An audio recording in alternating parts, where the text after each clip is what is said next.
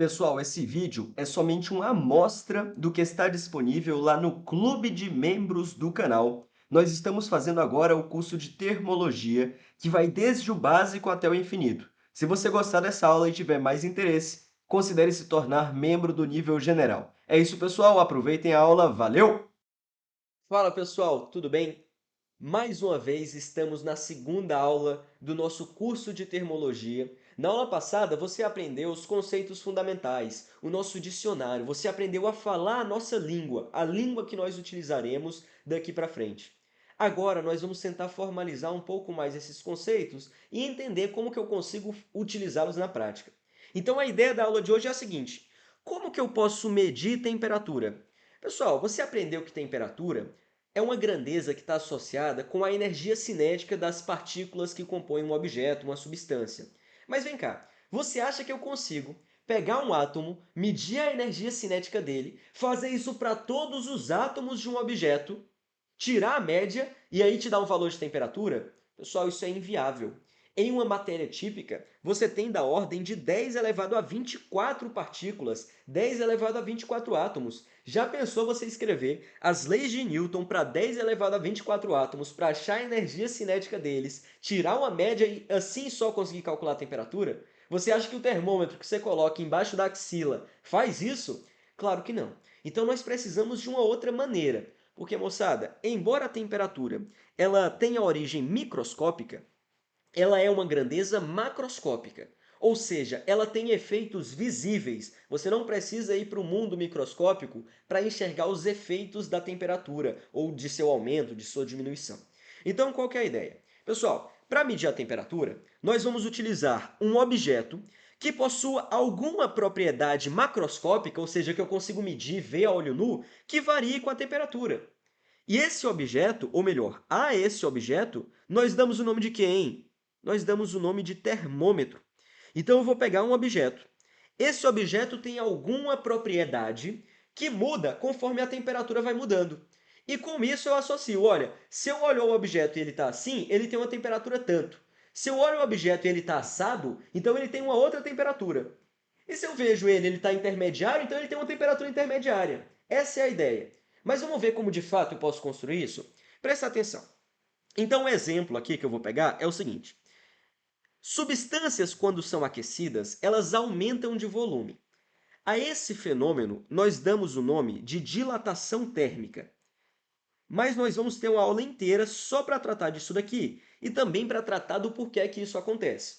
Por enquanto, eu vou precisar que você acredite. Acredite que, quando eu aqueço um objeto, ele aumenta de tamanho. Como que eu posso dizer? Todas as dimensões desse objeto vão aumentar. Por enquanto, acredita nisso. Depois a gente vai ver o porquê que isso acontece. Isso daqui, então, é uma propriedade que varia com a temperatura. O tamanho de um objeto, o volume dele, varia com a temperatura. Bem, se substâncias aquecidas aumentam de volume, então quando eu pego um objeto e eu aqueço ele, ele vai aumentar de volume, por exemplo. E um objeto que tem um volume maior vai estar associado a uma temperatura também maior. Agora, vamos tentar entender como que o Celsius fez pela primeira vez a definição de temperatura. Ou melhor, de uma escala termométrica. Então a ideia é a seguinte, pessoal. Eu vou pegar um tubo, né, um tubo desse, e eu vou encher de mercúrio. Por que eu pego mercúrio? A gente vai ver. É porque o mercúrio ele é uma substância que vai variar muito o seu volume enquanto eu vou aquecendo ele. Se eu tivesse uma substância que varia muito pouco, seria difícil de medir. Por isso que eu uso mercúrio. E eu vou pegar esse mercúrio e colocar ele numa bacia de gelo fundente. Por que eu coloco em gelo fundente? Porque, moçada, independente se você está na sua cidade, ou então, sei lá, em Fortaleza, ou então, sei lá, em Miami, a temperatura do gelo fundente, que é a temperatura em que o gelo funde, em que o gelo derrete, é a mesma. Existe uma variação com a pressão e altitude e tal, mas vai ser praticamente a mesma ao nível do mar. Qualquer cidade litorânea que você pega, Fortaleza, Maceió, Miami, qualquer uma, se você pega gelo derretendo, a temperatura do gelo vai ser a mesma. Eu chamo isso daqui de um ponto fixo, moçada. Então, eu chamo isso daqui de um ponto fixo. Por que fixo? Porque independe de onde você está, ele vai ser sempre o mesmo.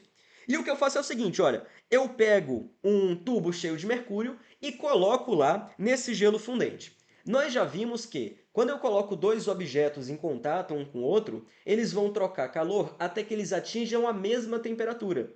Então, nesse momento aqui, o termômetro, em certo instante, vai adquirir a mesma temperatura do gelo. Faz sentido isso? Então, quando isso acontecer, eu vou lá no termômetro, no vidrinho, e faço uma marcação.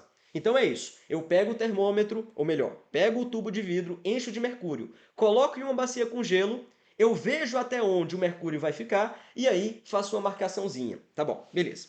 Aí eu vou fazer a mesma coisa, eu vou tirar ele do gelo fundente e eu vou colocar ele na água fervente, por exemplo. Então, agora eu vou colocar na água fervente e, mais uma vez, moçada, água fervente é outro ponto fixo. A temperatura em que a água ferve não vai depender das condições. Essencialmente, se você está em qualquer cidade litorânea, Fortaleza, Maceió, Miami, Recife, tanto faz, a temperatura de fervura, de ebulição da água é a mesma. Por isso que eu pego para servir como uma referência. Tá bom, beleza. Não sei se isso fica claro para vocês, mas, por exemplo, imagina que você pega como referência, no lugar de o gelo fundente ou água fervente, a temperatura do corpo humano, coloca aqui embaixo da axila. Isso não é confiável, porque a temperatura do corpo humano pode variar de dia para dia, de hora para hora, de pessoa para pessoa. Então eu preciso de alguma grandeza, ou melhor, de alguma situação em que aquela temperatura não vai variar independente das situações do problema. Tudo bem, mas o fato é o seguinte, beleza, eu vou pegar esse mercúrio aqui então, ou melhor, esse tubo com mercúrio, e eu vou colocar ele na água fervente.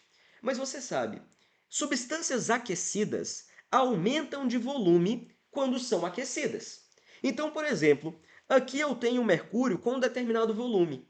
Só que na hora que eu coloco na água fervente, que está mais quente, o mercúrio ele vai dilatar. Então ele vai ocupar um volume maior. Então, no lugar de ele ocupar essa marcaçãozinha rosa bem aqui que eu tinha feito, ele vai dilatar um pouco. Então imagina que ele vai subir, por exemplo, até essa outra região. E a gente espera o equilíbrio térmico acontecer. Beleza. Na situação de equilíbrio térmico, o mercúrio que está aqui dentro vai ter a mesma temperatura da água que está fervente. Então eu pego essa situação, vou aqui no vidro do tubo e faço uma outra marcação. Beleza. O que você tem então é o seguinte, moçada. Você tem duas marcações, uma associada ao ponto de fusão do gelo e uma outra associada ao ponto de ebulição da água. Eu vou escrever assim então, aqui embaixo, olha. Aqui eu tenho uma marcação associada ao ponto de fusão do gelo e uma outra associada ao ponto de ebulição da água. Vou colocar assim, ponto de ebulição e aqui o ponto de fusão. E a partir daqui é que eu construo a minha escala termométrica. Se eu tenho algum objeto cuja temperatura está entre o ponto de fusão e o ponto de ebulição, certamente a coluna de mercúrio vai estar em alguma região mais ou menos por aqui, entre as duas temperaturas. Se eu tenho um objeto que tem uma temperatura maior do que o ponto de ebulição, a coluna de mercúrio vai subir até mais para cima. E com isso eu consigo construir uma escala. E aqui é a parte que muita gente se confunde. Pessoal, uma escala é só uma tentativa de eu comparar diferentes temperaturas. Então, o valor que eu vou, de fato, colocar aqui no ponto de fusão ou no ponto de ebulição, tanto faz. Você pode colocar os valores que você quiser. Se você quiser dizer o seguinte, olha, o ponto de fusão ele é igual a, sei lá, raiz de 2 graus x, tanto faz. E o ponto de ebulição é igual a π ao quadrado grau x, você pode fazer isso. Você pode fazer isso. Aí, o que tiver entre esses dois valores, vai estar entre eles, vai ter um valor quebrado e tal. Só que o que o primeiro cara que trabalhou com escalas termométricas fez foi colocar valores redondos, valores para a conta ficar bonita, digamos assim. Então, o primeiro cara que fez isso, que foi o Celsius, colocou o ponto de fusão como sendo 0 graus Celsius, e o ponto de ebulição como sendo 100. Ele poderia ter escolhido quaisquer valores, mas ele escolheu colocar esses aqui. Tanto ele poderia ter escolhido quaisquer valores, que houveram outras pessoas que escolheram outros valores. Por exemplo, houve um cara chamado de Fahrenheit, Daniel Fahrenheit, que no lugar do ponto de fusão da água colocar como 0, ele colocou como 32. E no lugar do ponto de ebulição ele colocar 100, ele colocou como 212. Por que ele fez isso? Aí tem várias histórias. Tem uma história de que no lugar da água, ele utilizou uma solução de amônia. Enfim, isso não importa. O que eu quero que você entenda é o seguinte: não importa os valores que você colocar aqui e nem a motivação que você teve para fazer isso. Se você colocar quaisquer valores aqui, você vai ter uma escala termométrica válida. Faz sentido essa ideia? Então vamos lá. Nós temos um problema então. Eu tenho duas escalas diferentes que eu te apresentei até agora. Eu tenho a escala Celsius, que pegou como ponto de ebulição 100 graus e como ponto de fusão 0. E eu tenho a escala Fahrenheit, que pegou como ponto de fusão 32 e como ponto de ebulição 212. Mas, pô, os Estados Unidos, por exemplo, usam graus Fahrenheit. Nós aqui no Brasil usamos graus Celsius. Como que eu converto de uma para outra? Essa é uma pergunta bastante válida. Então, como que a gente faz isso? Eu vou primeiro te mostrar como que a maioria dos livros explica e depois eu vou te mostrar por que que isso faz sentido. Vamos lá? Então, olha só. A ideia é a seguinte, pessoal. Imagina que eu quero saber qual que é a temperatura em graus Celsius que corresponde a uma determinada temperatura em graus Fahrenheit. O que eu vou fazer é uma proporção. Pessoal, eu vou dizer o seguinte. Esse comprimento aqui, vou até dar uma diminuída.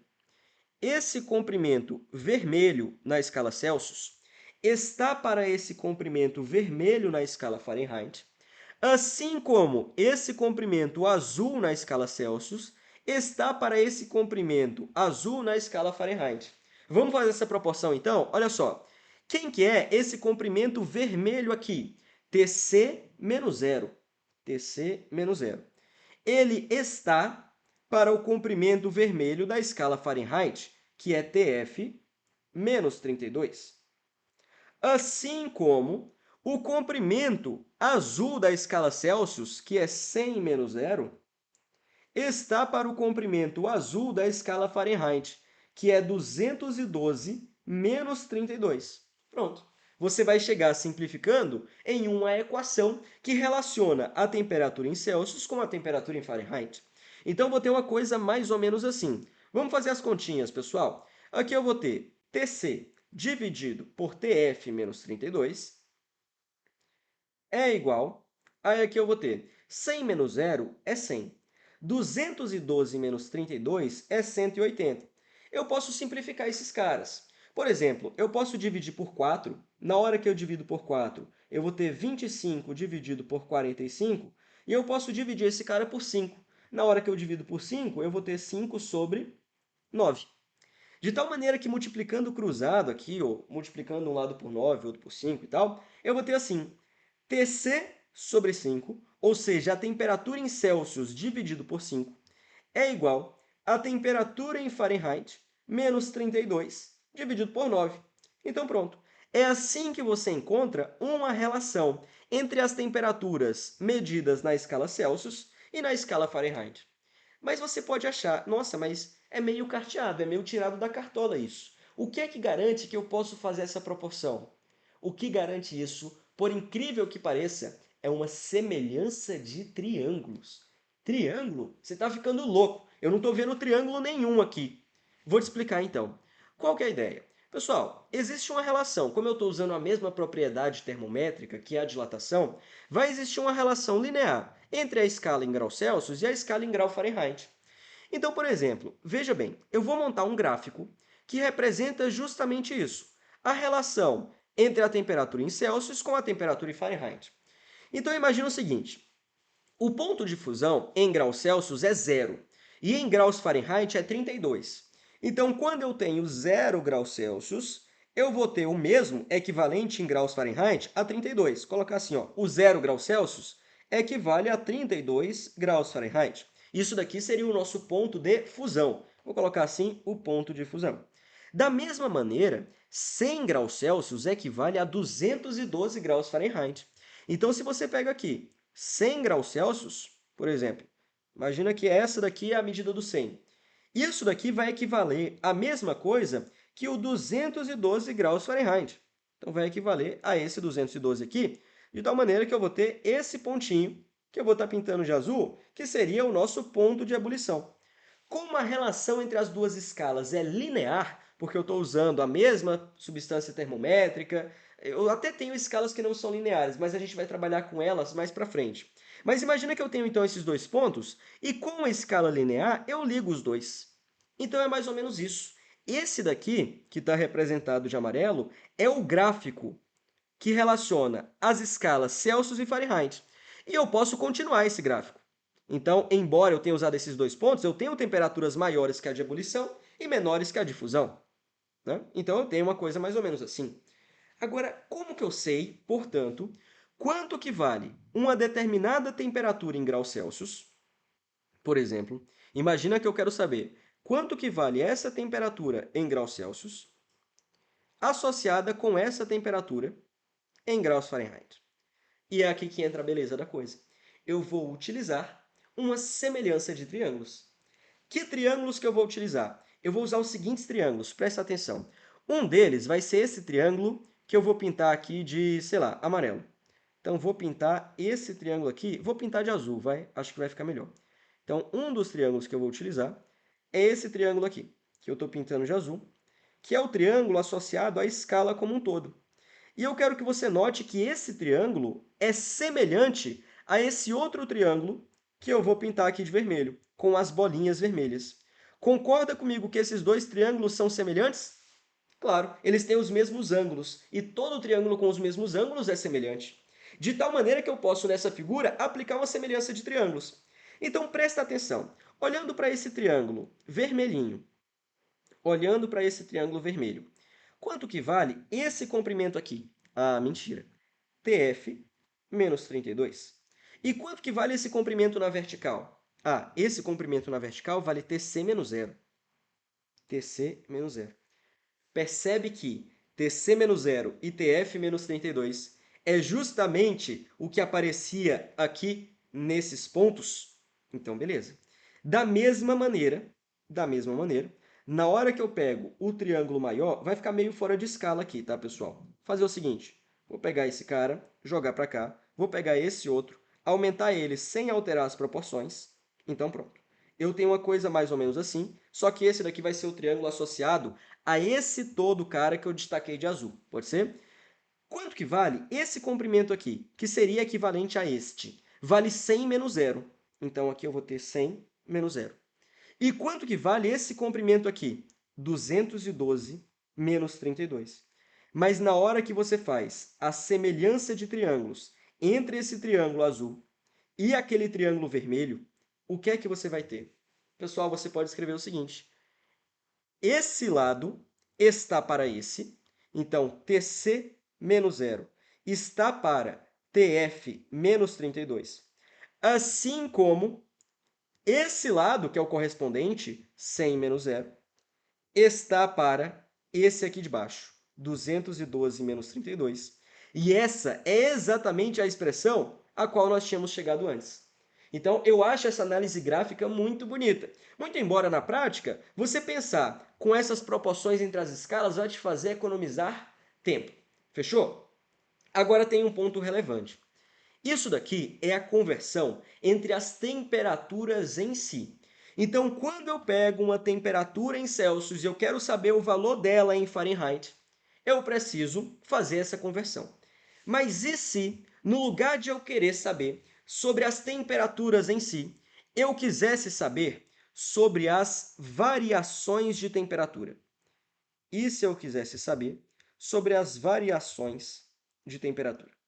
Então, se em um dia a amplitude térmica, ou seja, a diferença entre a máxima e a mínima temperaturas no dia, foi de, 7 graus Celsius, quanto que foi essa variação em Fahrenheit? Será que é só eu substituir aqui nessa equação TC igual a 7, TF igual a, e achar o TF? Não vai ser. Porque na hora que você quer saber uma variação, moçada, você não está mais interessado nesse pontinho específico. Nesse pontinho específico. Você está interessado em uma coisa diferente. Eu vou fazer o seguinte, eu vou copiar essa figura para a gente conseguir entender melhor, pode ser? E aí a gente fala sobre variações de temperatura nessa outra folhinha. Então, qual que é a ideia? Eu não estou mais interessado em saber sobre uma temperatura específica em graus Celsius. Eu quero saber o seguinte, olha, Quando essa temperatura varia um certo tanto, então quando eu tenho aqui uma variação de temperatura em graus Celsius, por exemplo, esse cara aqui, uma variação de temperatura em graus Celsius, como que eu associo esse cara à variação de temperatura em graus Fahrenheit, que vai estar lá do outro lado? Como que eu associo isso a esse outro segmento aqui, que seria a variação de temperatura em graus Fahrenheit? Aqui, mais uma vez, você vai utilizar uma semelhança de figuras planas. Você pode pensar com uma semelhança de triângulos também.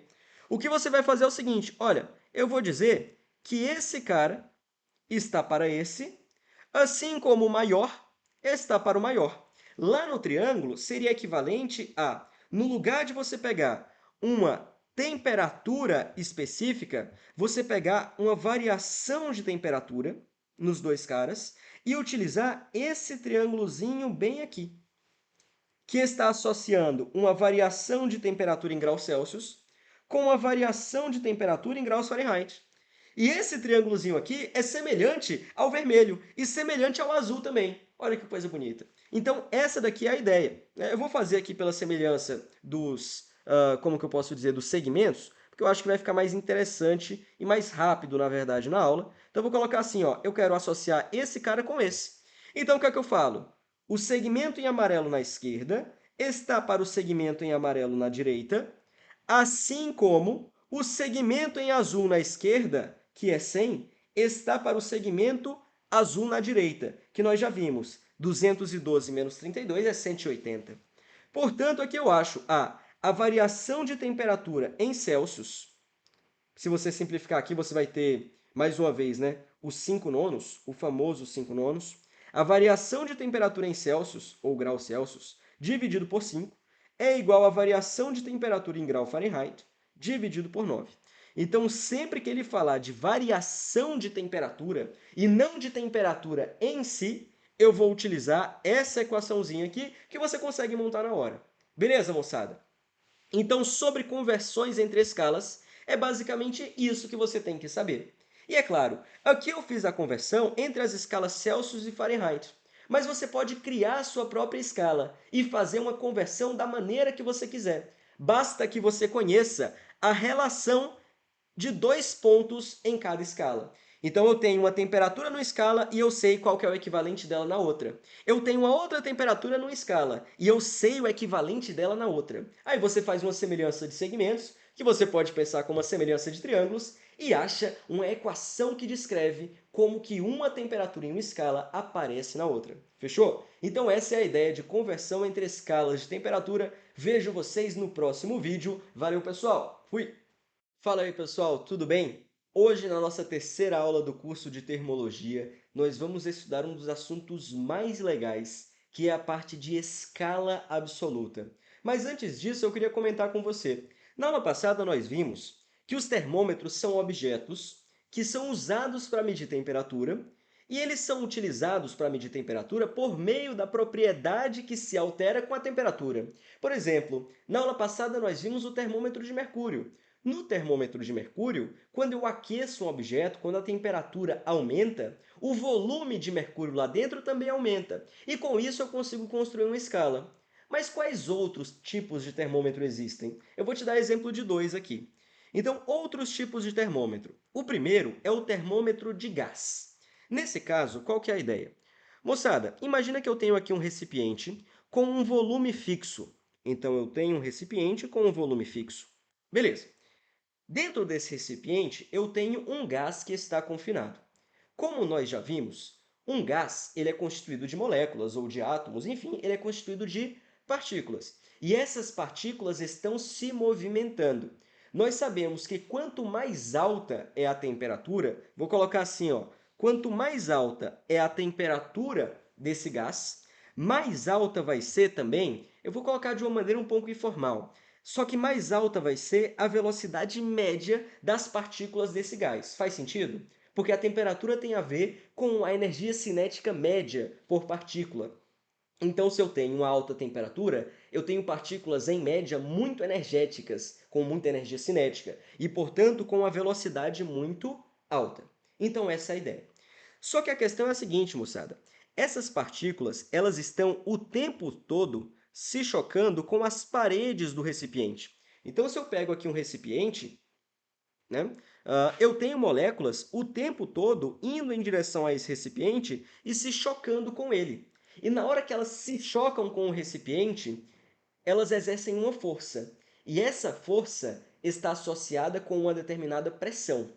Então, a ideia é a seguinte: quando eu tenho alta temperatura, as partículas na média estão muito agitadas. Então, elas vão se chocar contra as paredes do recipiente de maneira mais intensa. Elas vão exercer uma força maior nas paredes do recipiente e, portanto, bem aqui, eu vou ter uma pressão maior do gás. E a pressão eu posso medir com um manômetro, posso fazer alguma situação com hidrostática e tal. Enfim, o ponto é, eu consigo medir a pressão. E esse cara é um cara que eu consigo efetivamente medir. E se eu consigo medir a pressão, eu posso, portanto, medir a temperatura de maneira indireta. Então, no termômetro de gás, eu utilizo a pressão do gás, eu coloco aqui algum objeto para medir a pressão desse gás, então uma coisa assim, por exemplo, para medir a pressão, e a partir dessa pressão eu consigo construir uma escala de temperatura. Sei lá, imagina que eu mergulho esse gás aqui numa certa...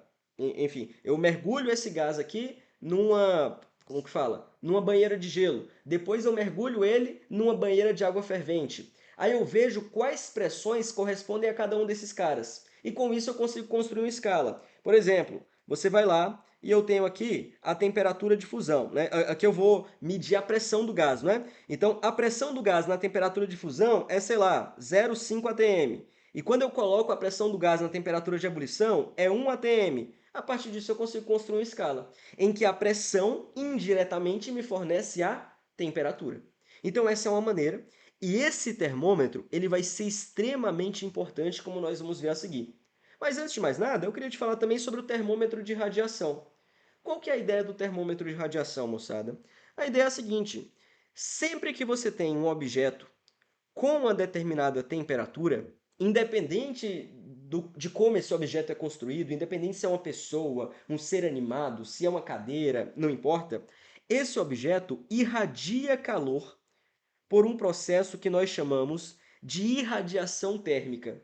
E esse calor ele é irradiado por meio de ondas eletromagnéticas. E essas ondas têm determinadas propriedades. Eu vou ter ondas com um comprimento de onda específico sendo irradiadas mais intensamente. Eu vou ter ondas, sei lá, de uma determinada frequência, que está associada com o comprimento de onda, sendo emitidas mais fortemente. Eu vou ter intensidades diferentes para cada comprimento de onda.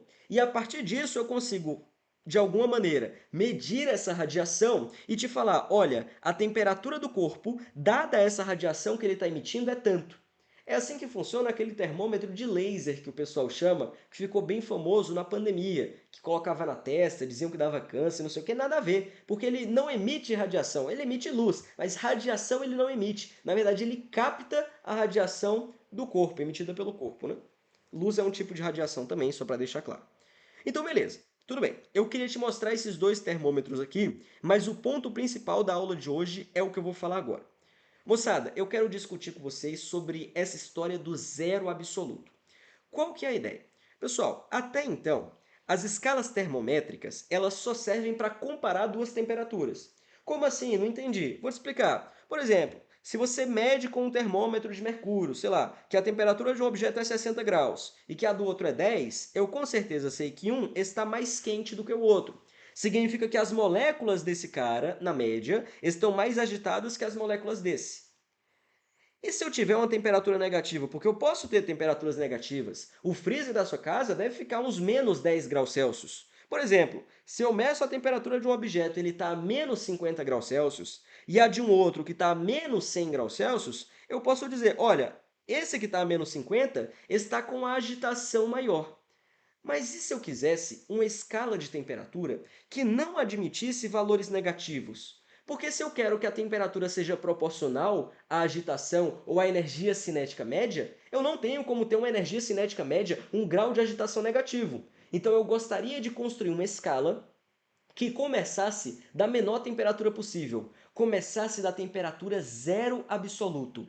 Pessoal, a temperatura zero absoluto é a temperatura em que as moléculas estão paradas, as partículas do objeto estão em repouso. Seria a menor temperatura atingível. Eu chamo essa escala aqui, então, ou melhor, essa temperatura, de zero absoluto. Eu chamo essa temperatura de zero absoluto. E como que eu posso determinar essa temperatura? Porque talvez, se eu tivesse um super freezer, eu conseguisse esfriar as coisas até chegar no zero absoluto e tal. Mas a questão é a seguinte, a mecânica quântica nos diz, o zero absoluto ele é inatingível. Inatingível. Você não consegue atingir o zero absoluto. Mas então, como que eu sei o valor dele? Porque eu sei. A ideia é a seguinte. Um inglês chamado Lord Kelvin, ele fez experimentos com gases, usando aquele termômetro de gás que eu tinha te falado. Ele foi pegando vários tipos de gases. Eu peguei aqui, por exemplo, o gás A e o gás B. Aí ele foi colocando esses gases a diferentes temperaturas. Sei lá, ele pegou uma determinada temperatura aqui, 100 graus Celsius. Imagina, ele colocou em água fervente esse gás. Aí ele foi lá, mediu a pressão de um dos gases, mediu a pressão do outro gás e colocou no gráfico. Colocou esses pontinhos no gráfico. Aí ele foi lá, diminuiu a temperatura. Sei lá, pegou água fundente, gelo fundente, né? Aí aqui eu tenho, sei lá, vou colocar aqui na verdade, né? Como a temperatura aqui está em graus Celsius, vai? Imagina que está em graus Celsius, tá?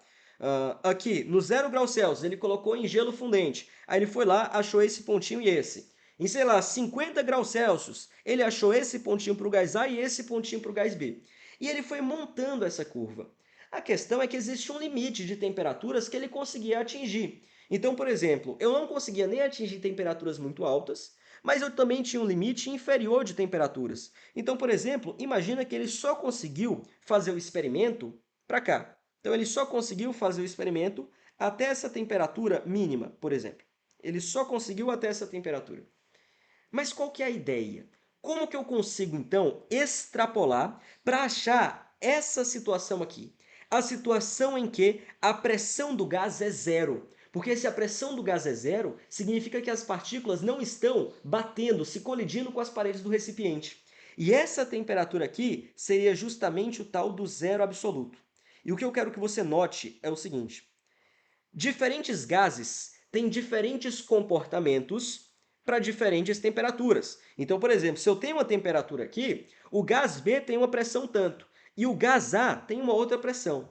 Mas à medida que eu vou resfriando e me aproximando das temperaturas mínimas, o que o Lord Kelvin descobriu é que, independente do gás que você utiliza, se você continuasse a curva, fizesse uma extrapolação matemática, todas as curvas de todos os gases iriam bater nesse pontinho aqui, que seria justamente a temperatura na qual eu teria uma agitação zero. Se você pegasse um outro gás aqui, que tem um comportamento diferente dos outros dois, sei lá, um gás que eu vou colocar aqui de amarelo, ele poderia fazer uma coisa mais ou menos assim, mas no momento em que ele chegasse próximo do zero absoluto, ele iria convergir exatamente para esse pontinho. Então imagina que eu tenho aqui um gás C, por exemplo. E ele fez esses experimentos. E esses experimentos aqui, portanto, achando a pressão desses pontos, você consegue achar a equação da reta. E achando a equação da reta, você acha onde que ela cruza o eixo x. E ele achou.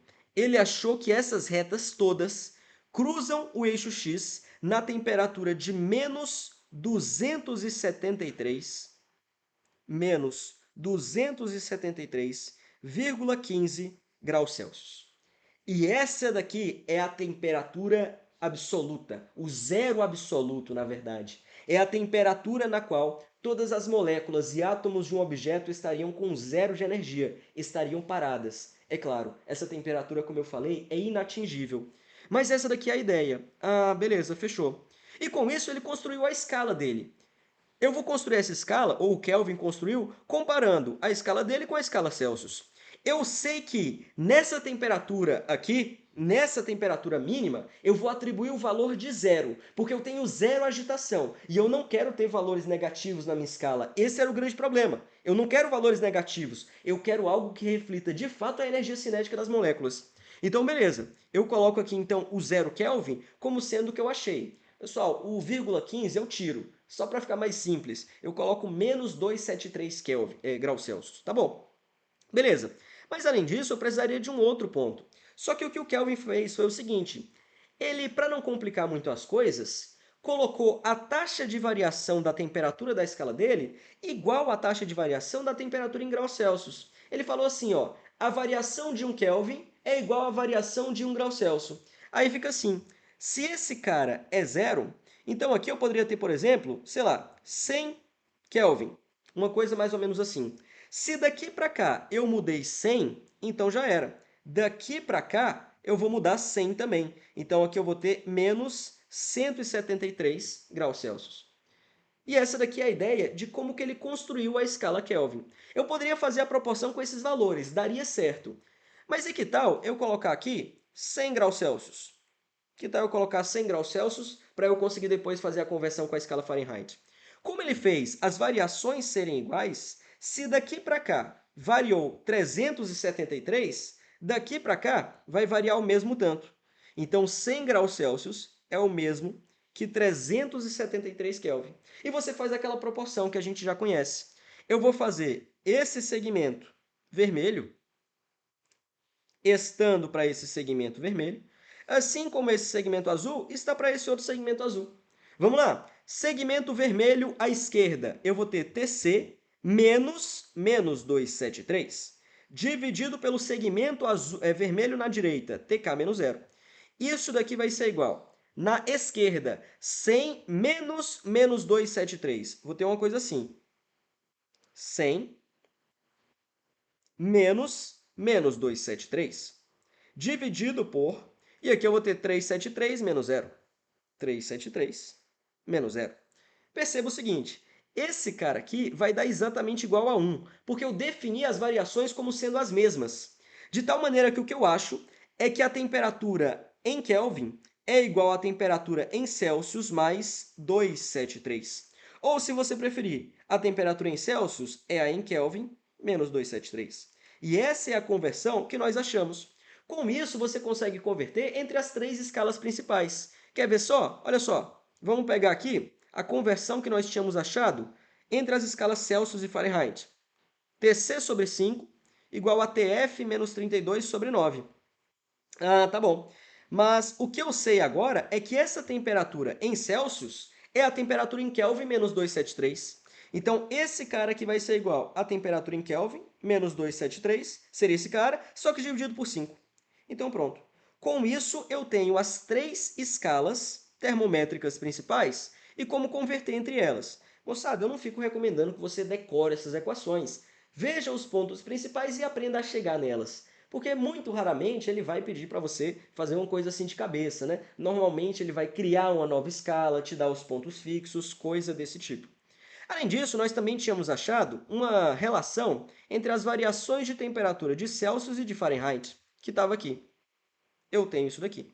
Como que eu acho essa relação para as escalas, para a escala Kelvin, por exemplo? Então, eu vou pegar esse cara, vou mudar a cor aqui, vai.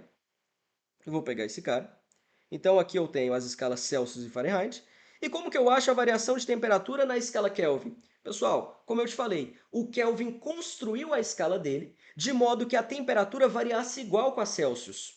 Então, ΔTC é igual a ΔTK. A variação de temperatura em Celsius é igual à variação de temperatura em Kelvin. Então, aqui eu vou ter ΔTK dividido por 5, né? Porque esses caras aqui, essa igualdade vai dar origem a isso daqui. Pronto. Então, com isso, você tem tudo que nós precisávamos para essa parte inicial do curso, que era a parte de termometria. Você sabe agora construir escalas, a relação entre elas. Eu espero que você saiba também como que seria para fazer isso para uma escala arbitrária e assim vai. Tudo bem, moçada? Então, essa é a ideia. Com isso, eu finalizo a nossa aula de hoje, que seria a aula 3 do curso de Termologia. Na próxima semana, ou melhor, na próxima aula, perdão, nós vamos trabalhar com a parte de dilatação térmica. Fechou? Então é isso, moçada. Vejo vocês na próxima aula. Fui! Fala, pessoal, tudo bem? Hoje nós estamos na quarta aula do nosso curso de Termologia e hoje nós veremos tudo acerca da dilatação térmica dos sólidos. Então me acompanha aqui. Pessoal, qual que é a ideia da dilatação térmica com a qual nós já tivemos contato anteriormente? A ideia é a seguinte: quando eu aqueço um objeto, as dimensões desse objeto aumentam. Esse objeto em si aumenta de tamanho. E por que que isso acontece? Veja bem, eu desenhei aqui um modelo para um objeto sólido. Como que um objeto sólido se comporta? Por exemplo, ele tem os seus átomos ou moléculas, enfim, as partículas que o compõem, e essas partículas estão ligadas umas às outras por meio das ligações intermoleculares ou por meio das ligações que constituem e que ligam as moléculas às outras, das ligações químicas que as ligam. Agora, a questão é a seguinte: essas ligações nós sabemos que elas não são rígidas, porque essas partículas elas vibram para um lado e para o outro. Afinal, é isso que eu digo que é temperatura, o grau de agitação dessas moléculas.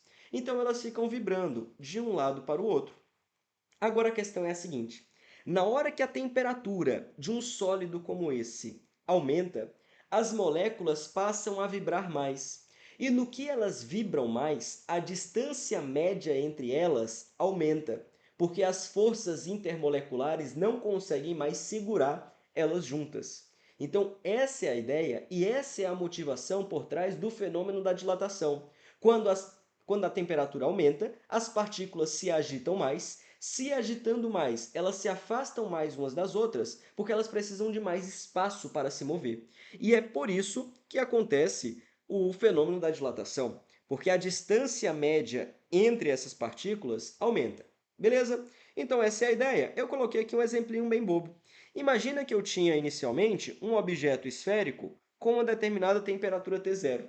Na hora que eu aumento a temperatura desse objeto para uma temperatura T0 mais ΔT, também vai surgir aqui um incremento no volume desse objeto. Ele vai aumentar.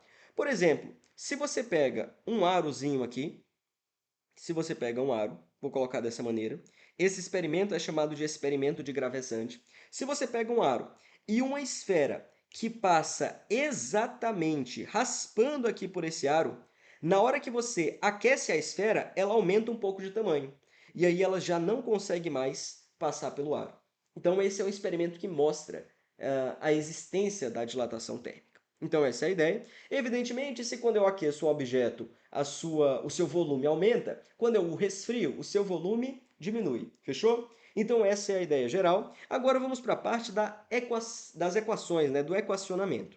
Eu vou começar falando de um tipo de dilatação que é chamado de dilatação linear. Como o próprio nome diz, a dilatação linear ela vai se referir às linhas. Na prática, pessoal, não existe uma coisa na vida real como uma linha reta, 100% fina, com zero de espessura. Só que agora, por exemplo, imagina que você está tratando da dilatação de um fio de cobre. Moçada, quando você pega a dilatação de um fio de cobre, ele não tem uma espessura nula. Entretanto, essa espessura dele é muito menor do que o comprimento total do fio de cobre, de tal maneira que nós podemos desprezar a variação na área dessa espessurazinha aqui em detrimento do seu comprimento. Essa é a ideia. Então é por isso que eu falo de dilatação linear. Se eu tenho uma barra, por exemplo, também, que tem uma seção transversal muito pequena em comparação com o seu comprimento, nós também podemos desprezar isso. Então a ideia é essa. Nós vamos trabalhar com dilatação linear, mas ela não existe na vida real. Sempre que ocorre dilatação linear, as áreas e volumes também aumentam. Então imagina que eu tenho o seguinte, eu tenho uma barra que está a uma temperatura inicial T0 e com um comprimento L0. Na hora que eu aqueço, ou seja, que eu promovo aqui uma variação de temperatura nessa barra, ela adquire um novo comprimento final, que seria o inicial mais o que ela dilatou. Esse ΔL é a variação do comprimento. É o que nós, de fato, chamamos de dilatação. Então, se alguém falar a dilatação da barra foi de 1 centímetro, isso significa que ele está te dando o valor do ΔL e não do comprimento inicial nem do final. Moçada, eu vou escrever aqui uma coisa que poucos livros costumam escrever, que é a equação real da dilatação e depois a equação aproximada. A equação real é a seguinte, olha, o comprimento final que essa barra vai ter é igual ao comprimento inicial vezes a exponencial de alfa vezes ΔT. Moçada, quem que é esse alfa? Esse alfa aqui, vou até colocar de azul, vai. Esse alfa, ele é o chamado coeficiente de dilatação térmica linear, ou simplesmente coeficiente de dilatação linear. E ele é uma grandeza que vai depender do material. O ferro vai ter um, o chumbo vai ter outro, o aço vai ter outro e assim vai. Essa é a ideia. Mas eu acho que você nunca viu essa expressão. Sabe por quê? Porque esse coeficiente de dilatação linear, ele é da ordem de 10 elevado a menos 6, 10 elevado a menos 5 graus Celsius a menos 1, que é a unidade dele. Né? Você percebe, o expoente aqui ele tem que ser adimensional, então a unidade é graus Celsius a menos 1 ou Kelvin a menos 1, tanto faz. Mas o fato é, esse coeficiente é muito pequeno. E existe uma aproximação que diz para a gente o seguinte: eu posso aproximar a exponencial e elevado a x como sendo aproximadamente igual a 1 mais x, quando esse x é muito menor do que 1 em módulo. De tal maneira que eu posso escrever de maneira aproximada que o comprimento final L vai ser igual a aproximadamente L0 que multiplica a exponencial de alguma coisa vira 1 mais essa coisa. Então, aqui eu vou ter 1 mais alfa vezes ΔT. Então, essa daqui é a expressão que nós temos para a dilatação do comprimento. Se você quiser, você pode passar esse L0 para dentro multiplicando. E eu vou ter assim, L é igual a L0 mais L0 alfa ΔT. Opa, L0 alfa vezes ΔT. E esse cara, portanto, estou dizendo assim, ó, o comprimento final é igual ao comprimento inicial mais o que eu ganhei, mais a minha dilatação, se eu tiver ganhado. Se eu estou resfriando o objeto, o ΔT é negativo, então vai ser o que eu tiver perdido. Mas então é mais ou menos essa daqui a ideia. E perceba que a relação aqui ela é linear. Então, à medida que a temperatura, ou melhor, que a variação de temperatura duplica, a dilatação em si também duplica. Então, essa é a ideia geral. Beleza. Isso daqui é para dilatação linear. E para dilatações superficial e volumétrica, como que funciona? É o que nós vamos deduzir agora partindo dessa expressão aqui, pode ser? Então, na dilatação superficial, imagina o seguinte. Imagina que eu tenho uma placa que tinha comprimentos iniciais L0x e L0y. E eu vou aquecer essa placa. Isso tudo era em uma temperatura T0. Na hora que eu aqueço a placa, ela vai ter comprimentos finais Lx e Ly de seus lados. E eu quero entender como que a área dessa placa muda à medida que eu aqueço. Ora, se você prestar bastante atenção, Lx e Ly são comprimentos. E se eles são comprimentos, eles dilatam tal qual eles fossem comprimentos. De tal maneira que, pela dilatação linear, eu posso escrever que Lx é igual a L0x, que multiplica 1 mais alfa vezes ΔT. Ponto importante aqui, eu vou considerar, nesse caso em específico, que o coeficiente de dilatação na direção horizontal é o mesmo coeficiente de dilatação na direção vertical. Ou seja, essa placa dilata uniformemente em todas as direções. Existem alguns materiais, como por exemplo, como por exemplo, o quartzo, que ele dilata diferente numa direção do que na outra. De tal maneira que, com essa situação, quando eu tenho αx igual a αy, eu chamo esse material de um material isotrópico para a dilatação. Nem todos os materiais são assim, e como você procede se ele não for, a gente vê nos exercícios. Então, eu vou ter que o Lx, o comprimento final, vai ser igual ao inicial, vezes 1 mais alfa ΔT. E o mesmo pode ser feito para o comprimento em y aqui. De tal maneira que eu escrevo que o comprimento vertical final é o comprimento vertical inicial, que multiplica 1 mais alfa vezes ΔT. Se os coeficientes de dilatação em cada direção fossem diferentes, você colocaria aqui αy e aqui em cima αx. Mas como nós estamos trabalhando com eles iguais, eu vou colocar simplesmente isso. Fechou? Tranquilo. Eu quero saber o que acontece com a área desse objeto, não é? Como que eu calculo a área final desse objeto? A área final é simplesmente o produto dos lados, Lx vezes Ly. Concorda comigo? Isso daqui vai ser uma coisa assim, ó. O Lx ele é igual a L0x, que multiplica 1 mais alfa ΔT. colocar assim, L0x, 1 mais alfa delta t. Já o L0y, ele vai, ou melhor, o Ly vai ser igual a L0y, que multiplica também 1 mais alfa delta t, de modo que aqui aparece um quadrado. E eu quero que você note o seguinte, quem é L0x vezes L0y? É ou não é a área inicial desse objeto aqui, da placa? De tal maneira que, com isso, eu acho assim, olha, a área vai ser igual à área inicial, que multiplica 1 mais alfa delta t elevado ao quadrado. Só que você talvez, se já estudou dilatação, não viu essa equação. Você viu uma outra. Vamos entender qual que é a equação que você viu. Eu vou pegar esse cara aqui que está ao quadrado e eu vou transformar em produto notável.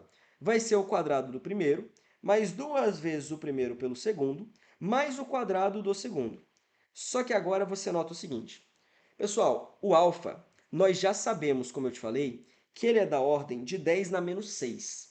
De tal maneira que o alfa, quando eu elevo ao quadrado, o alfa ao quadrado é da ordem de 10 a menos 12. Esse termo aqui é 1 milhão de vezes menor do que esse termo.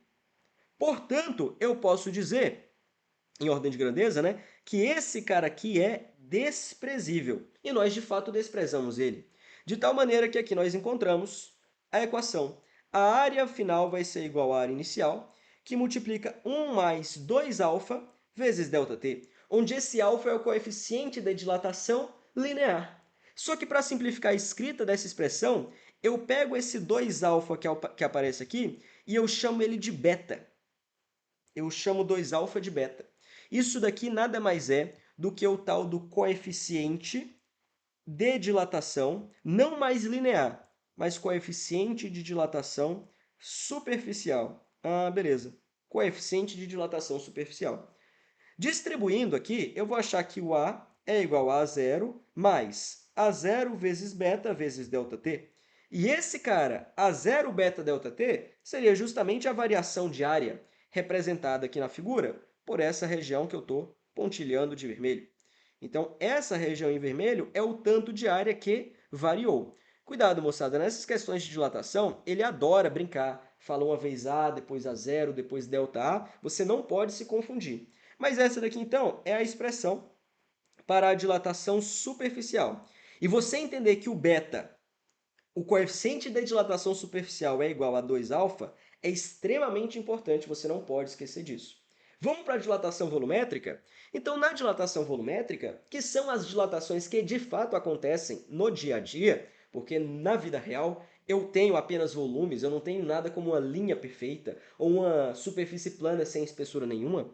Nesse caso aqui, mais uma vez, eu não vou fazer o desenho para não poluir muito, mas cada um dos comprimentos que eu tenho aqui, por exemplo, L0x, L0y e L0z vão dilatar da mesma maneira. Eu posso escrever o seguinte, portanto, o comprimento final dessa aresta vermelha vai ser igual a L0x, 1 mais alfa ΔT, mais uma vez supondo que eu tenho um material isotrópico. O Ly é igual a L0y, 1 mais alfa ΔT, e o Lz vai ser igual a L0z, que multiplica 1 mais alfa vezes ΔT. Se eu multiplico esses três caras, o que é que eu vou ter? Eu vou ter o seguinte, na hora que eu multiplico eles, eu vou ter Lx vezes Ly vezes Lz é igual a L0x vezes L0y vezes L0z, que multiplica 1 mais alfa ΔT ao cubo. 1 mais alfa ΔT ao cubo. Se você desenvolve essa expressão aqui, eu vou ter o seguinte, pessoal. Presta atenção. Lx, Ly, Lz é o volume final. Vou chamar de V. Esse cara, L0x, L0y, L0z, é o volume inicial, V0. Esse cara aqui vai ficar o seguinte. Eu vou ter o cubo do primeiro, mais o cubo do segundo, mais 3 vezes o quadrado do primeiro pelo segundo, mais 3 vezes o primeiro pelo quadrado do segundo. Então, aqui eu fiz um produto notável também. Você pode fazer na mão, com chuveirinho e tal. Mas o que eu quero que você perceba é o seguinte, cara, o alfa é da ordem de 10 a menos 6. Esse alfa ao quadrado aqui, nós já vimos que é da ordem de 10 a menos 12. E esse alfa ao cubo aqui, cara, nem se fala. Ele é da ordem de 10 elevado a menos 18.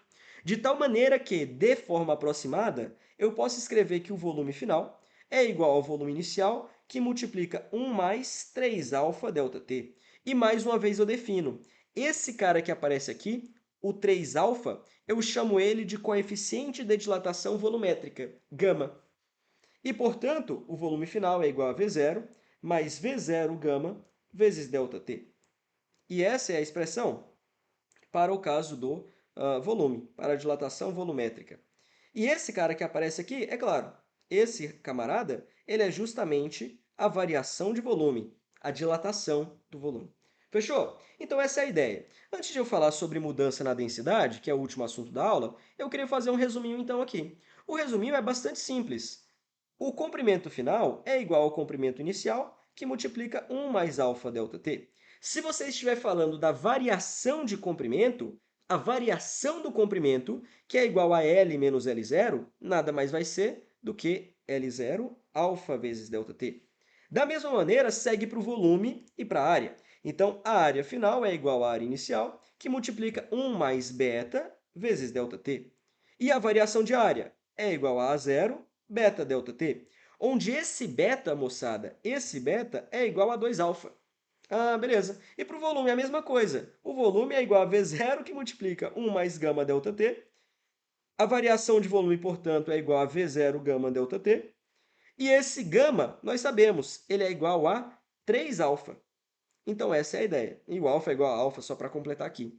Então, essa daqui é a tabelinha resumo para cada uma das dilatações. Mas bastante simples, né? Vai ser igual ao que eu tinha no começo, mais a dilatação. E a dilatação vai ser proporcional a alfa, ou a 2α ou a 3α, dependendo se eu sou uma linha, uma área ou um volume. Beleza. Agora, antes de terminar a aula de hoje, eu queria trabalhar com vocês a ideia da mudança de densidade. Qual que é a ideia, pessoal? Imagina que você tem aqui um objeto de massa m e volume V0. Na hora que eu submeto esse cara a uma variação de temperatura, o volume dele vai aumentar. Uma variação de temperatura positiva, o volume aumenta, ele é aquecido. Entretanto, a massa do objeto permanece a mesma. Concorda comigo? Porque não tem motivo. A massa está associada com o tanto de moléculas que eu tenho ali e o número de moléculas vai ser o mesmo. Elas só vão estar mais agitadas e mais distantes umas das outras. Então a massa se mantém. De tal maneira que, imagina que eu quero calcular a densidade desse objeto aqui na situação final. A densidade é massa sobre volume. A massa do objeto permanece inalterada. O volume é dado como sendo V0, que multiplica 1 mais gama vezes a variação de temperatura. Agora, pessoal, quem que é massa sobre o volume inicial? Massa sobre o volume inicial é justamente a densidade inicial. De tal maneira que a densidade de um objeto varia com a temperatura da forma d0 sobre 1 mais gama ΔT. Note que quando a temperatura aumenta, a densidade diminui, porque a massa se mantém constante, mas o volume aumenta. Essa é a ideia. Agora eu vou passar um bizu para vocês. Existe uma aproximação chamada de aproximação binomial. Isso daqui é aprofundamento já, tá? Que diz que 1 mais x elevado a n é aproximadamente igual a 1 mais nx se x for muito menor do que 1. Se x for muito menor do que 1. Isso daqui, se você coloca o x igual a menos 1, ou melhor, colocando o n igual a menos 1 nessa aproximação, você escreve assim: 1 mais x elevado a menos 1 é aproximadamente igual a 1 menos x. Só que esse 1 mais x elevado a menos 1, moçada, isso daqui nada mais é do que 1 sobre 1 mais x. E é aproximadamente igual a 1 menos x quando esse x é muito menor que 1. Onde que eu quero chegar com isso? Pessoal, esse gama ele é da ordem de 10 na menos 6, como nós já vimos. Então, esse camarada é muito menor do que 1.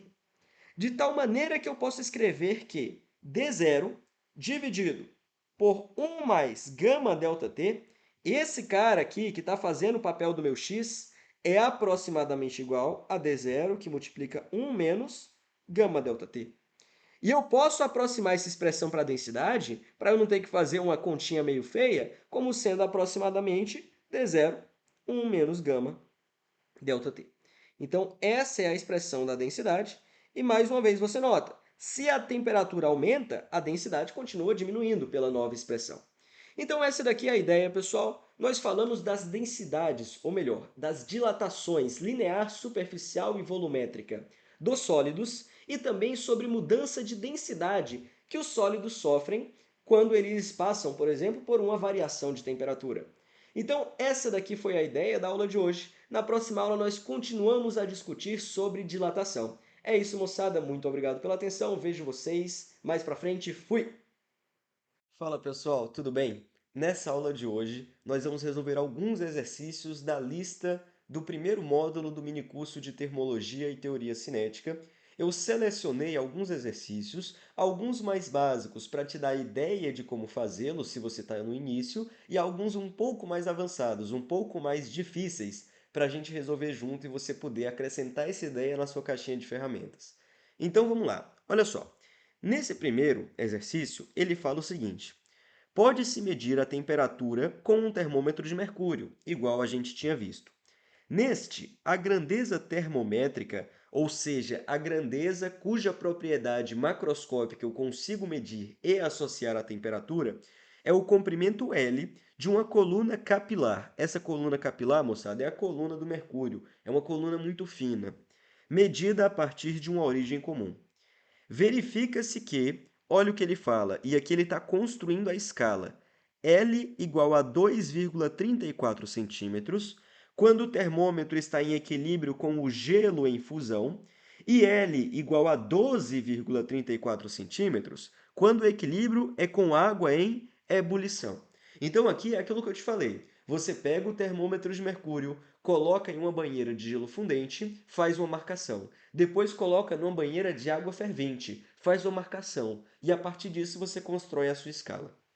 Ele quer saber qual que é o comprimento da coluna de mercúrio quando a temperatura é de 25 graus Celsius.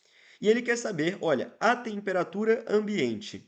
Quando, né, ele quer saber a temperatura ambiente, né? Quando L igual a 8,84 centímetros. Então, basicamente, o que ele quer aqui é que você faça uma conversão de escalas. Quais escalas? A escala de alturas no tubo capilar do termômetro com a escala Celsius. Concorda comigo? Então vamos lá, não tem segredo, moçada, é sempre a mesma coisa. Você vai desenhar uma escala na esquerda e vai desenhar a outra escala na direita. Uma das escalas é meio estranho, né? Mas qualquer coisa, lembra, pode servir de escala. Pode ser o comprimento de uma coluna de mercúrio, pode ser a pressão de um gás, pode ser o comprimento de onda de maior intensidade da radiação incidente, e assim vai. Então aqui eu vou ter a escala de comprimentos, medida em centímetros, e aqui a escala de temperaturas em graus Celsius. Ele fala que quando eu coloco esse termômetro em gelo fundente, a altura é de 2,34 centímetros. Então, bem aqui, quando a altura é de 2,34 centímetros, a temperatura é a temperatura de fusão do gelo, é um dos pontos fixos, é zero. E quando eu coloco em água fervente, água em ebulição, a temperatura de 100 graus Celsius equivale a um comprimento de 12,34 centímetros. E nos itens A e B, ele quer basicamente que você ache uma relação entre um comprimento genérico L e uma temperatura genérica Tc. Então essa é a ideia. E aqui, moçada, mais uma vez, não tem segredo nenhum. Como que você faz isso? Você faz uma proporção dos segmentos, que tem a ver com aquela semelhança de triângulos que a gente viu e tal. Então, esse segmento aqui, acho que eu coloquei ele de vermelho nas outras aulas, esse segmento está para esse, assim como este segmento maior na escala da esquerda está para esse segmento maior na escala da direita. Então vamos lá, proporção entre os segmentos em vermelho, eu tenho assim, L menos 2,34 está para proporção dos segmentos em vermelho na direita, TC menos zero, assim como na esquerda, 12,34 menos 2,34 está para, na direita, 100 menos zero. Está para aqui na direita, 100 menos zero. Com isso, você encontra o seguinte, né? Essa proporção da direita, você vê, isso daqui vai dar 10 dividido por 100, que é a mesma coisa que 1 dividido por 10. E aí você acha o seguinte, passa esse TC para o outro lado multiplicando. Eu vou ter a seguinte relação, L menos 2,34 é igual a TC dividido por 10. Colocar assim, TC sobre 10. E pronto. Essa daqui, então, é uma equação que te dá a relação entre as escalas de comprimento no fio, L, e a temperatura em graus Celsius. Vou até grifar. Ela te dá a relação entre esse L e esse TC. E agora é só você voltar nos itens. No item A, ele quer saber qual que é o comprimento da coluna para uma temperatura de 25 graus Celsius. Fácil. Substitui 25 aqui. Então, vou ter que L menos 2,34 é igual a 25 dividido por 10, que é igual a 2,5, né? Portanto, o L vai ser igual a 2,5 mais 2,34. Isso daqui vai dar igual a 4,84 centímetros. Então, esse é o comprimento da coluna de mercúrio quando a temperatura for igual a 25 graus Celsius. E ele quer saber também qual que é o valor da temperatura ambiente, sabendo que essa temperatura corresponde a um comprimento de 8,84. Então vamos lá, é só eu jogar mais uma vez. Nessa equação aqui, eu vou ter o seguinte: o comprimento L é 8,84 menos 2,34. Isso daqui é igual a temperatura ambiente em Celsius dividido por 10. Eu vou ter o seguinte, então. 8,84 menos 2,34 fica facinho de fazer, né? Vamos lá que eu sou péssimo de conta de cabeça, para eu errar é uma beleza. Aqui dá 0, aqui dá 5, 8 menos 2 dá 6. Então, 6,5 é igual a TC dividido por 10. Com isso, você vai achar que a temperatura Tc é igual a 65 graus Celsius. Cara, eu acho que aqui talvez tenha uma contextualização meio forçadinha, né? Ele falou que isso daqui é a temperatura do ambiente. Já pensou se está num ambiente a 65 graus Celsius? Ah, mas às vezes ele está usando isso para medir, sei lá, algum forno, alguma coisa assim. Mas então, moçada, é basicamente isso. Essa é a ideia para você resolver qualquer questão que estabeleça a relação entre duas escalas termométricas. Você escreve a primeira na esquerda, a correspondente segunda na direita e faz as proporções, beleza? Vamos para a próxima questão. Vamos então resolver essa questão 7 agora. Essa questão 7 tem uma ideia parecida, mas ela mistura duas escalas diferentes. Ele falou o seguinte: ao se construir uma escala termométrica arbitrária x, porque você pode construir a escala que você quiser, verificou-se que a temperatura de menos 40 graus x coincide com o da antiga escala de temperatura Reaumur. Então vamos lá, o que ele está falando aqui é o seguinte: ele está falando que menos 40 graus x é a mesma coisa que menos 40 graus Reaumur, porque esse valor numérico vai coincidir, é a temperatura na qual as medições nas duas escalas vão ser iguais, que adota os pontos fixos de 0 graus Reaumur e 80 graus Reaumur para quem? Isso daqui é para o ponto de fusão e esse cara para o ponto de ebulição da água, respectivamente. Verificou-se ainda que a temperatura de menos 75 graus X coincide com o da escala Celsius, ou seja, menos 75 graus X coincide com a temperatura de menos 75 graus Celsius. E ele quer saber, na escala X, a leitura de 0 graus Celsius e 80 graus Reaumur. Moçada, isso daqui, ele te dá uma sopa de letrinhas com várias informações, mas como que você vai começar? Pessoal, para você começar, você começa com uma escala que está completa, digamos assim. Que escala é essa que está completa? Ele falou que 0 graus Reaumur é o mesmo que o ponto de fusão, mas o ponto de fusão nós sabemos que é 0 graus Celsius. Da mesma maneira, 80 graus Reaumur é o ponto de ebulição, que nós sabemos que é 100 graus Celsius. De tal maneira que, por essa primeira relação, nós conseguimos estabelecer uma relação entre a escala Reaumur e a escala Celsius. Vamos fazer ela então? Olha só, mesmo esquema de sempre. Coloco aqui as duas escalas, uma é a escala Reaumur, a outra é a escala Celsius. Ele falou que 0 graus Reaumur é o mesmo que 0 graus Celsius, então aqui é 0, 0. E ele falou que 80 graus Reaumur é o mesmo que a temperatura de ebulição da água, ou seja, 100 graus Celsius. Com isso, você consegue estabelecer a relação entre uma temperatura qualquer na escala Reaumur e uma temperatura qualquer na escala Celsius. Vamos lá nas nossas proporções de sempre. Eu vou ter que esse cara está para esse, assim como esse cara na escala da esquerda está para esse outro na escala da direita. Vou fazer rapidinho aqui, porque aqui não tem nem muito o que pensar. eu vou ter o seguinte, TR dividido por TC é igual a 80 dividido por 100, beleza? Então, com isso, eu acho uma relação entre as escalas Celsius e Reaumur. Então, vamos lá. Dessa maneira, eu vou ter o seguinte, né? Por exemplo, eu posso cortar um zero aqui com um zero aqui. Essa fração simplifica para 4 quintos. E eu tenho que TR vai ser igual a 4TC dividido por 5. Então, aqui nós achamos essa relação entre as escalas Celsius e Reaumur, sei lá. Entretanto, o que eu quero saber é sobre essa escala arbitrária x. E para que eu obtenha informações sobre ela, eu preciso achar uma relação dela com outra escala. Porque qual que é a ideia? Pessoal, eu já sei converter da escala Reaumur para a escala Celsius. Se eu conseguir converter, por exemplo, da escala Celsius para a escala x, já era. Assim eu consigo tanto ir quanto voltar. Eu consigo converter de uma escala para qualquer outra e da outra para qualquer uma. Então, se eu estabeleço a relação da x com a Celsius, por exemplo, eu consigo estabelecer a relação da x com a Reaumur. Então, vamos lá. Como que eu vou brincar com essa ideia aqui? Eu vou utilizar esses dados que ele forneceu. Para que eu construa a relação entre duas escalas, eu preciso saber a correspondência de pelo menos dois pontos entre essas escalas. Vamos supor que eu quero construir a relação entre a escala Celsius e a escala x. Vamos lá, eu quero relacionar a escala Celsius com a escala x.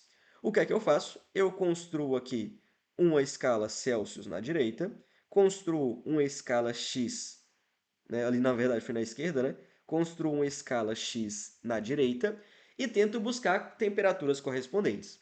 Olha o que ele falou aqui. Ele já te deu uma de mão beijada. Ele falou que menos 75 graus X correspondem a menos 75 graus Celsius. Isso daqui foi uma informação que ele te deu assim, de cara. Então, nesse caso, eu posso colocar, por exemplo, aqui, sei lá, menos 75 graus X corresponde à mesma temperatura na escala Celsius. Mas eu preciso de um segundo ponto para conseguir montar as proporções. E para esse segundo ponto, eu vou usar essa outra relação que ele forneceu no enunciado. Mas nós temos um problema, porque essa daqui é a relação entre as escalas Celsius, ou melhor, entre as escalas Reaumur e x. Só que eu sei converter de graus Reaumur para graus Celsius. Então, essa temperatura aqui em graus Reaumur, eu vou converter assim, olha. Eu vou escrever que a temperatura em graus Reaumur, ou melhor, posso simplificar isso daqui e escrever que a temperatura em Celsius é 5Tr sobre 4, confere? Então, aqui eu vou escrever que essa temperatura em Celsius vai ser igual a 5 vezes a temperatura em Reaumur, 5 vezes menos 40, dividido por 4. Isso daqui vai dar igual a menos 50 graus Celsius. Então, eu sei que a temperatura de menos 40 graus X corresponde à temperatura de menos 50 graus Celsius, bem aqui em cima. Então, nós temos uma coisa mais ou menos assim, menos 40 graus X corresponde a menos 50 graus Celsius. Seria esses dois caras aqui, e a relação em azul está representada por esses dois. E agora eu consigo, por exemplo, estabelecer qual que é a temperatura em Celsius que corresponde a uma determinada temperatura Tx. Basta eu fazer as proporções. Então vamos lá, fazendo as proporções aqui. Vou diminuir e aumentar um pouco aqui. Olha só, esse cara estará para esse, assim como esse outro estará para esse outro. De tal maneira que eu tenho o seguinte, ó, eu vou ter TC mais 75, porque eu vou ter menos 75, está para a temperatura na escala X mais 75 também, é a mesma coisa, assim como aí as proporções dos segmentos azuis. Aqui eu vou ter menos 50, menos 75, e do outro lado eu vou ter menos 40, menos 75. Pessoal, isso daqui em cima é a mesma coisa que 75 menos 50. E aqui embaixo a mesma coisa que 75 menos 40. Portanto, eu vou ter o seguinte, 25 aqui em cima, e aqui embaixo, 75 menos 40, 35. Confere? 40, 50, 60, 70, mais o 5. Divide por 5 em cima, dá 5. Divide por 5 embaixo, dá 7. Acabou. Então, você acha a seguinte relação, né? TC mais 75 dividido por esse 5 aqui é igual ATX mais 75 dividido por aquele 7. E essa é a relação entre as escalas Celsius e x. Vou grifar ela assim. E agora acabou o seu problema. Você quer saber qual é o valor na escala x de 0 graus Celsius e 80 graus Remoar. Então vamos lá, Reamour, sei lá, estou falando qualquer coisa aqui. Eu quero saber de quanto mesmo? Já esqueci, estou ficando louco. 0 graus Celsius. Basta eu colocar, se Tc igual a 0 graus Celsius, eu vou ter o seguinte, substituindo essa expressão aqui, eu vou ter 75 sobre 5, 75 sobre 5, é igual a Tx mais 75 dividido por 7. Confere? Eu vou fazer a conta rapidinho, tá? Essa equação você sabe resolver. 75 dividido por 5 vezes 7 menos 75, você acha que a temperatura na escala x é de 30 graus X. Beleza? Então essa é uma das respostas do problema. Mas ele não perguntou só isso. Ele também quer saber, olha só, ele quer saber qual que é a temperatura de 80 graus Remoar. Então, vamos lá. Olha só. A temperatura em Remoar é 80 graus R. Mas nós sabemos, ele te deu no enunciado, 80 graus R, 80 graus R é a mesma coisa que 100 graus C, 100 graus Celsius. Então, aqui eu posso escrever, na verdade, essa temperatura ela equivale à temperatura de 100 graus Celsius. E eu sei converter de Celsius para X. Então, eu vou ter aqui, ó, 100 mais 75, 175, dividido por 5, vai ser igual a Tx mais 75, dividido por 7. E agora é só fazer essa continha. Vou fazer rapidinho aqui. 175 sobre 5 vezes 7 menos 75, você vai achar que a temperatura Tx é igual a 170 graus X. E com isso nós temos as duas correspondências entre a temperatura na escala X e as temperaturas em Celsius e Remoar que ele pediu para você calcular. Com isso, nós finalizamos essa questãozinha, que é uma questão um pouco mais complicada, mas também nada de outro mundo. Vamos agora resolver uma questãozinha de dilatação térmica. Olha só, a figura mostra esquematicamente uma estrutura construída com duas barras verticais, uma de ferro e outra de alumínio, que sustentam uma haste de madeira. Todas as peças têm um comprimento L igual a 2,4 metros. A estrutura foi nivelada com a haste na horizontal em um dia quente de verão, quando a temperatura era de 40 graus Celsius. Então, ela foi nivelada quando a temperatura era de 40 graus Celsius e, nisso, o comprimento era 2,4 metros.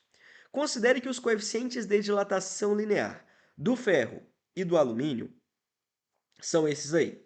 Quando a temperatura do inverno cair para 2 graus Celsius, haverá um desnível entre as barras de ferro e alumínio, claro, porque uma vai contrair mais do que a outra. E ele quer saber quanto que vale esse desnível. Como que a gente pode proceder esse problema, pessoal? Nós podemos calcular os comprimentos finais da barra de ferro e da barra de alumínio. Então vamos lá, como que eu calculo um comprimento final? Eu pego o comprimento inicial e somo a dilatação, L0, alfa, delta T. Vamos calcular isso para o alumínio. O comprimento final do alumínio vai ser igual ao comprimento inicial dele, que era 2,4 metros, mais 2,4 vezes o coeficiente de dilatação do alumínio é 2,3 vezes 10 na menos 5. Então, aqui eu vou ter 2,3 vezes 10 na menos 5, vezes o ΔT. O ΔT, moçada, é o seguinte, eu fui de 40 para 2. Então, o ΔT é de menos 38. Menos 38 graus Celsius. Da mesma maneira, eu posso calcular o comprimento final da barra de ferro, que vai ser igual ao comprimento inicial, 2,4, mais a dilatação, 2,4 vezes coeficiente de dilatação do ferro, 1,1 vezes 10 na menos 5, 1,1 vezes 10 na menos 5, vezes a variação de temperatura, que é de menos 38. Com isso, você percebe, eu não vou fazer a conta. Entretanto, você nota, esses dois caras vão ser diferentes. Esse camarada aqui vai ser menor do que esse. Concorda comigo? Porque eu estou subtraindo aqui, tá vendo? Ó? Lembra que eu tenho o sinal de menos aqui.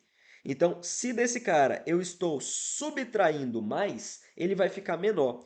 O comprimento do alumínio vai ser menor do que o comprimento da barra de ferro, pois o coeficiente de dilatação dele é maior. Ou seja, com a mesma variação de temperatura, ele dilata mais ou contrai mais, se for para ele contrair.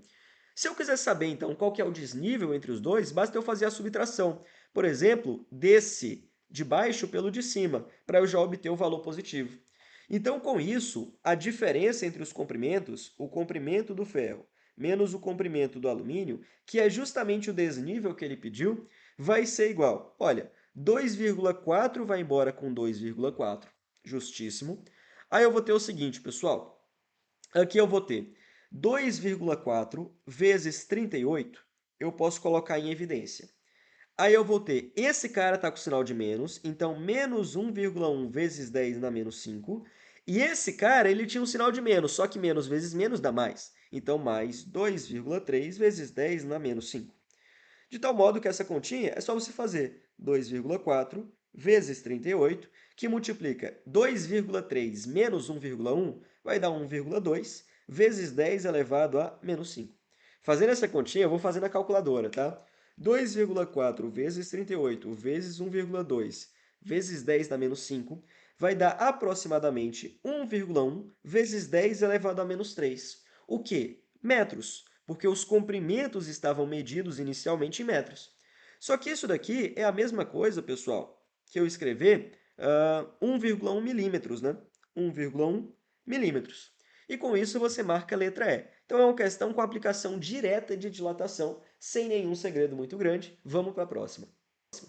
Pessoal, agora nós vamos resolver uma questão muito interessante da prova da EFON. É uma questão um pouco complicada, então acompanha comigo. Olha só, olha o que ele fala. Uma haste metálica a 0 graus Celsius mede 1 metro, conforme indicação de uma régua de vidro na mesma temperatura. Quando a haste e a régua são aquecidas a 300 graus Celsius, o comprimento da haste, medido pela régua, passa a ser de 1,006 metros. Com base nessas informações, calcule o coeficiente de dilatação linear do material que constitui a haste. O que o aluno chuninho vai fazer é o seguinte, ele vai ver, olha, 1,006 metros é o comprimento final, 1,0 metros é o comprimento inicial, portanto, a dilatação é 0,006. Eu escrevo isso como sendo L0 alfa ΔT, substituo ΔT, substituo L0 e acho alfa. Mas isso está errado, pessoal, porque ele deixa bastante explícito aqui no enunciado. Esse é o comprimento medido pela régua. E nós temos um problema, porque a régua, nesse caso, para de ser confiável, pois ela também dilata. Então, qual que é a ideia? Presta atenção nesse esquema, que eu acho que vai fazer sentido para você. Imagina que aqui eu tenho a régua, então vou pegar assim, aqui eu tenho a régua e aqui eu tenho a barra. Qual que é a ideia? Inicialmente, pessoal, a barra, imagina também, só por simplicidade, que a régua ela é uma régua que vai até 1,006 metros. Eu estou exagerando os comprimentos aqui, só para ficar mais fácil de explicar, tá? Mas essa é a ideia. Inicialmente, a barra e a régua estão ambas a 0 graus Celsius, e o comprimento da barra, medido pela régua, é de 1 metro. Isso significa que a régua e a barra, né, ou melhor, a barra, ela cabe exatamente aqui até a marcação de 1 metro da régua. A régua, você sabe, ela vai ter várias marcações aqui, né? A marcação indicadora do 1 metro vai estar bem aqui. Beleza. Só que quando eu aqueço esse sistema até 300 graus Celsius, a barra ela vai dilatar. Tem gente que acha que a barra ela vai dilatar aqui até a posição de 1,006 metros da régua.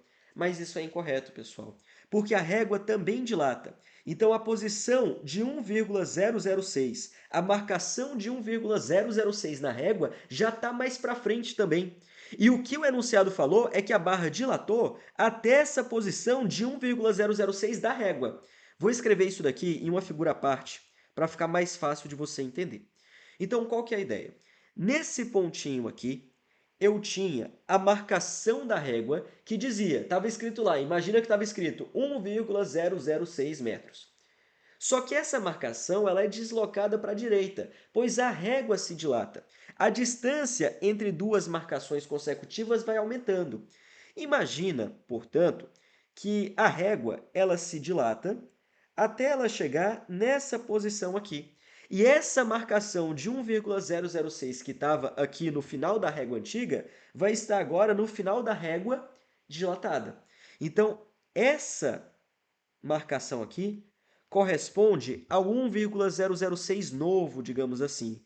Essa é a marcação do 1,006 metros novo, medido pela régua. Mas é só a marcação, porque de fato aqui a régua deixou de ser confiável. Ah, beleza. E o que o enunciado falou foi o seguinte: ele disse que a régua, ou melhor, a barra, ela chegou até essa marcação. Afinal, a régua está medindo isso. Então, a barra ela dilatou esse tantão aqui. Isso tudo foi o que a barra dilatou. Isso daqui foi o que a régua dilatou, mas as únicas medidas confiáveis eram o que eu tinha no começo. Então, a única coisa que de fato é confiável aqui é saber que essa distância, bem aqui, é de 0,006 metros. E agora acabou. Porque você sabe, olha, esse cara que aparece aqui na direita, esse comprimento, é a dilatação linear da régua. A régua é feita de vidro. Vou chamar de ΔLV. Enquanto que aqui em cima eu tenho a dilatação linear da barra. ΔL, sei lá, ΔLB da barra. E o que você observa por essa figura? Você observa justamente o seguinte. O 0,006 nada mais é do que a subtração entre a dilatação da barra real e a dilatação do vidro. Uma coisa mais ou menos assim. Isso daqui, quando nós estudamos dilatação térmica dos líquidos, nós demos um nome para isso. É a tal da dilatação aparente, moçada. Então, isso daqui é o que o pessoal chama de dilatação aparente. Assim como funcionava para os líquidos, funciona também aqui para essa situação. A dilatação aparente é o tanto que o objeto dilatou que a régua não conseguiu acompanhar. Essa é a ideia, então, né? E agora a gente substitui as coisas. Eu vou ter o seguinte, olha, a dilatação, vou colocar tudo de uma cor só agora. A dilatação da barra vai ser igual ao comprimento inicial da barra, vezes o coeficiente de dilatação dela, que é quem nós queremos descobrir, vezes a variação de temperatura, menos menos o comprimento inicial da régua, só que a gente tem que ter cuidado. Porque esse L0 aqui seria o L0 de acordo com o que eu estou exibindo aqui na figura. Eu estou considerando o L0 de dilatação do final da régua aqui, ou seja, do comprimento 1,006. Eu vou chamar assim, ó, L0', só para a gente simplificar. Vezes o coeficiente do vidro, vezes a variação de temperatura, e aqui acabou. 0,006 vai ser igual. Comprimento inicial da barra, 1. Coeficiente da barra, quero saber. Variação de temperatura, 300. Vou de 0 a 300. Menos L0', 1,006. Coeficiente de dilatação linear do vidro, 9 vezes 10 na menos 6. Vezes a variação de temperatura, que é 300.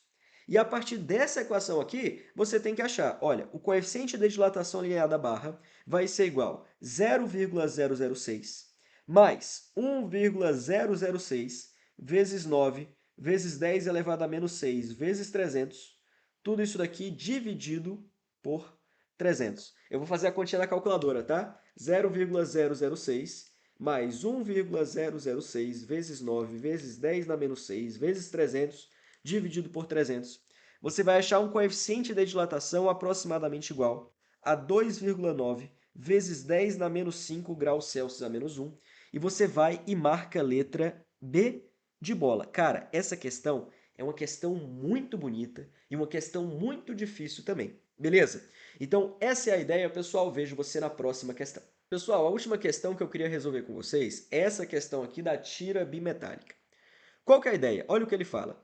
Uma tira bimetálica é formada soldando-se duas tiras finas de metais distintos, cada uma delas com largura D. Na temperatura de referência T0, as duas tiras têm o mesmo comprimento L0. Isso significa o seguinte, eu tenho duas tiras aqui, soldadas uma à outra transversalmente, então uma coisa mais ou menos assim.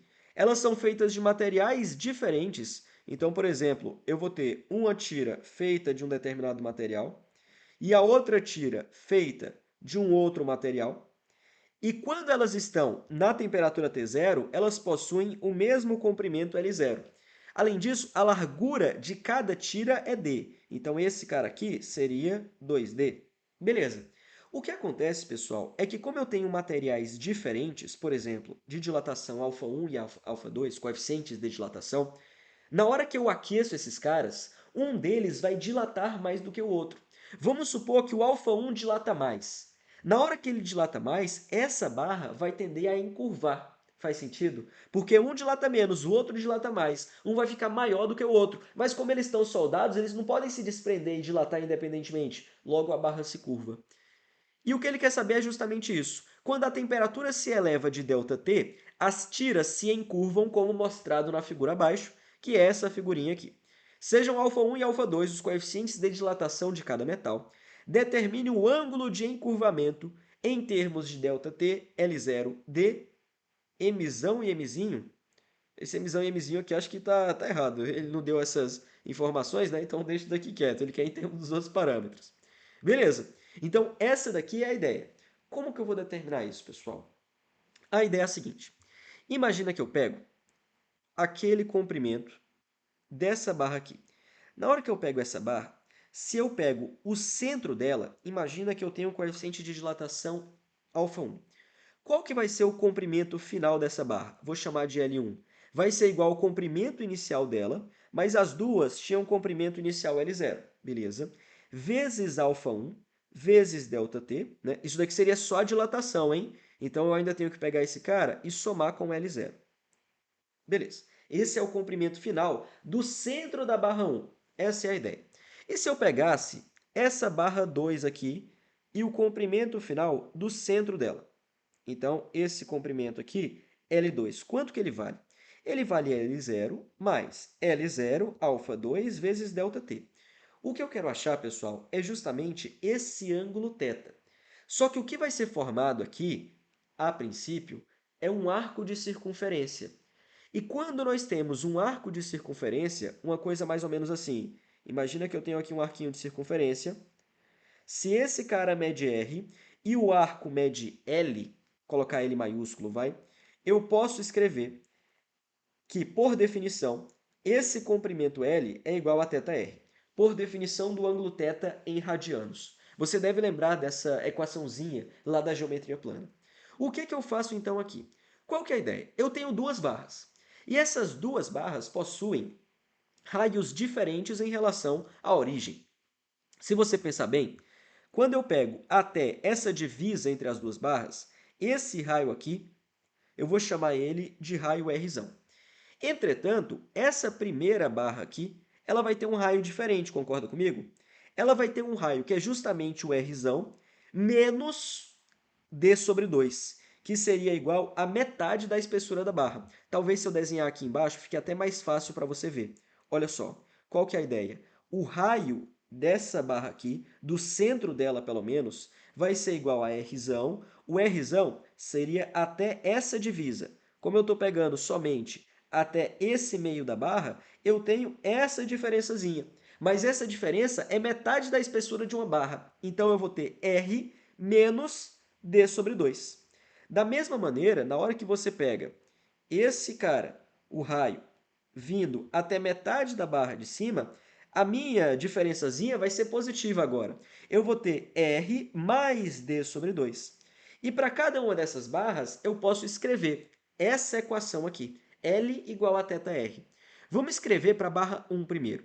Para a barra 1, eu posso escrever que L1 é igual a θ vezes o raio da barra 1, que é R menos d sobre 2. Para a barra 2, eu posso escrever que o L2 é igual a θ, que multiplica R mais d sobre 2. Com isso, pessoal, o meu objetivo é encontrar o ângulo θ. Eu tenho duas equações e duas variáveis, portanto, eu tenho um sisteminha de equações que eu consigo resolver. Vamos lá, como que eu posso resolver esse sistema de equações aqui? Olha só, qual que é a ideia? Esse cara aqui eu posso escrever multiplicando ali como sendo θr menos θd sobre 2. Esse cara aqui de baixo eu posso escrever como sendo θr mais θ vezes d sobre 2. Imagina que eu pego a equação de cima e subtraio da equação de baixo. Ou o contrário, né? A de baixo menos a de cima. Quando eu faço isso, eu vou ter o seguinte. Eu vou ter L2 menos L1 L2 menos L1, L2 menos L1, vai ser igual. Na hora que eu faço a subtração, olha, θr vai embora com θr. E eu me livro daquele raio de curvatura. Mas você conseguiria achar ele também. Beleza. θd sobre 2 menos θd sobre 2 vai dar simplesmente θ vezes d. E agora acabou o problema. Vamos lá. Quem que é o comprimento final da haste 2? Ah, o comprimento da haste 2 é igual a L0 mais L0 alfa 2 delta t. Então, L0 mais L0 alfa 2 delta t. E da barra 1? Ah, da barra 1 eu vou ter L0 mais L0 alfa 1 delta t. Eu estou subtraindo, né? Isso daqui é igual a θ vezes a distância, a espessura d das barras. Esse L0 vai embora com esse L0 e acabou. Com isso, você encontra que o ângulo de encurvamento em radianos θ é igual a L0, que multiplica alfa 2 menos alfa 1 delta t, dividido pela espessura d. Então pronto, pessoal. Esse daqui é o ângulo de encurvamento das barras medido em radianos. Fechou? Então mais uma questãozinha interessante, né? Com uma ideia diferente. Eu espero que você tenha gostado dessa questãozinha. E é isso. Finalizamos então a nossa aula de exercícios. Valeu, pessoal. Tchau.